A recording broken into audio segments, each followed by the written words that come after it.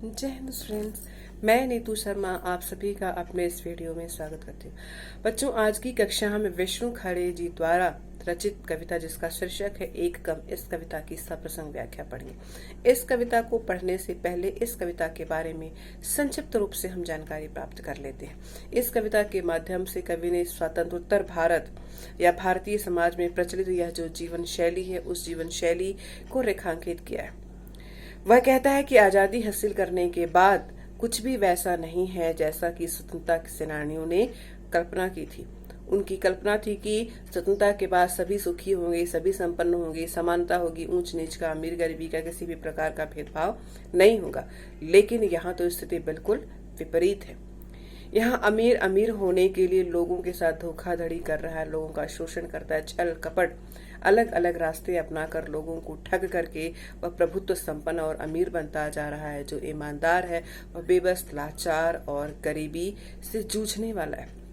वह अपने जीवन यापन के लिए 2 रोटी, 1 चाय और 25 पैसे के लिए भी भीख मांगने पर मजबूर हो जाता है। तो ऐसे भारत की कल्पना कवि ने बताता है कैसे भारत की कल्पना जो है हमारे स्वतंत्रता सेनानियों ने बिल्कुल भी नहीं की थी। ऐसी स्थिति में कवि स्वयं को उनके मार्ग में बाधक नहीं बनाना चाहता है, स्वयं को हटा लेना चाहता है। इसलिए वह अपने आप को स्वयं हटाता भी है और साथ ही साथ वह अपने आप को हटाने की कोशिश करता है। इस कविता में उसने यही संदेश दिया है। कविता है, 1947 के बाद इतने लोगों को इतने तरीकों से आत्मनिर्भर, माला माल और गतिशील होते देखा है कि अब जब आगे कोई हाथ फैलाता है 25 पैसे, 1 चाय या 2 रोटी के लिए, तो जान लेता हूँ मेरे सामने एक ईमानदार आदमी, औरत या बच्चा खड़ा है। मानता हुआ कि हाँ, मैं लाचार हूँ, कंगाल या कोढ़ी, या मैं भला चंगा हूँ और कामचोर और एक मामूली धोखेबाज। ये थी आपकी कविता की कुछ पंक्तियां। इस कविता की हम पहले संदर्भ जान लेते हैं। संदर्भ कैसे लिखेंगे? प्रस्तुत काव्यांश हमारी पाठ्य पुस्तक अंतरा भाग 2 में संकलित कविता एक कम से लिया गया है, जिसके रचयिता विष्णु खरे जी हैं।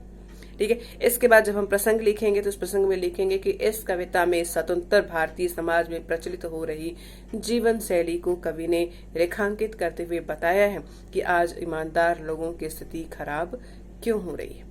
ठीक, तो अब व्याख्या शुरू करते हैं। कवि बताता है कि 1947 के बाद इतने लोगों को इतने तरीके से कि सन 1947 की आजादी के बाद इतने लोगों का, अर्थात बहुत से लोगों को अलग अलग तरीकों से, यह ना इतने लोगों को इतने तरीकों से मतलब बहुत से लोगों को अलग अलग तरीके से आत्मनिर्भर, माला माल और गतिशील होते हुए देखा है। अर्थात कवि के कहने का तात्पर्य है कि आजादी के बाद अमीर तथा प्रभावशाली बनने के लिए छल कपट, शोषण, लूटपाट, बेईमानी जैसे अनेक तरीकों को अपनाते हुए उसने देखा है।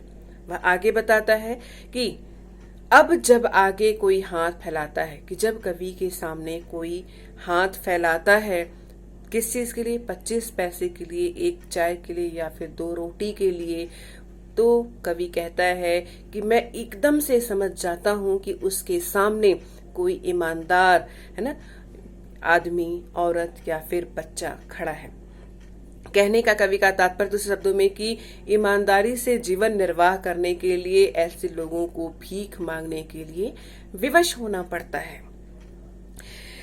कवि कहता है कि मानता हुआ कि हाँ, मैं लाचार हूँ, कंगाल या कोढ़ी, या मैं भला चंगा हूँ और कामचोर और एक मामूली धोखेबाज।